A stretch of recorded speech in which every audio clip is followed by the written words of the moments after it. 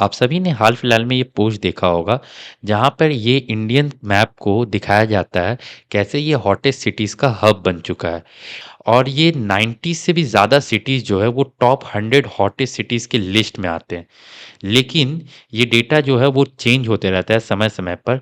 लेकिन जो टेम्परेचर है वो या तो वही रहता है या तो पिछले साल से बढ़ जाता है इंडियन सिटीज़ का। और इसका रीज़न क्या है?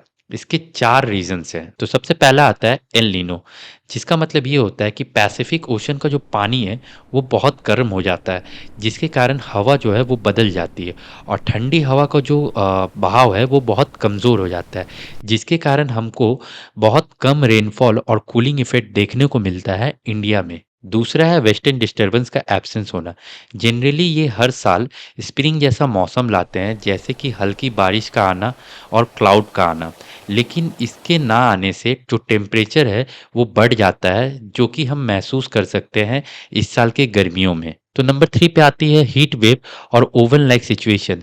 जब ड्राई विंड नॉर्थ वेस्ट के इंडिया से आती है नॉर्दर्न और सेंट्रल पार्ट ऑफ इंडिया में, जब ये विंड ऊपर नहीं जा पाती ताकि जो कूल विंड है इनके नीचे आ पाए, तब होता है हीट वेव, जो कि एक सी ब्रीज की तरह होता है।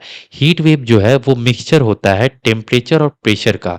इसीलिए आप देखते होंगे कि रात में भी आपको सेम लेवल की गर्मी का महसूस हो रहा है जो कि आपको सुबह लगती थी। तो नंबर 4 पे है क्लाइमेट चेंज, जिसे हम सभी जानते हैं कि ये ग्रीन हाउस गैसेस की वजह से होता है।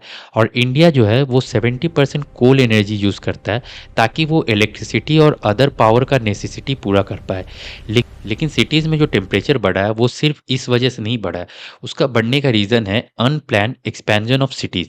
मतलब जो भी सिटीज़ का एक्सपेंशन हुआ है वो बिल्कुल ही अनप्लान्ड हुआ है, जहाँ पे आप देखेंगे कि कोई भी लेक नहीं है, कोई भी पेड़ मौजूद नहीं है, और यहाँ पर सिर्फ बिल्डिंग, पॉल्यूशन और कंस्ट्रक्शन होता है, इलीगल और लीगल वाली। कोई भी प्रॉपर प्लान वाला सिटीज़ नहीं है, जैसा कि हम लोग देखते आए हैं बाहर के देशों में। जैसे कि आप देख सकते हो दुबई को, सिंगापुर को, सिडनी के ऑस्ट्रेलिया को।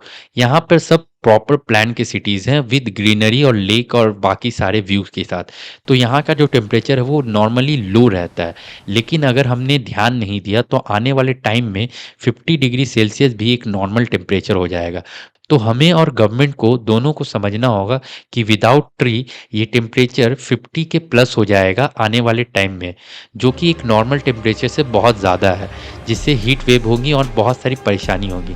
तो हमें आज से ही कुछ ऐसा करना होगा ताकि हम आने वाले टाइम में टेम्परेचर को कंट्रोल कर पाएँ।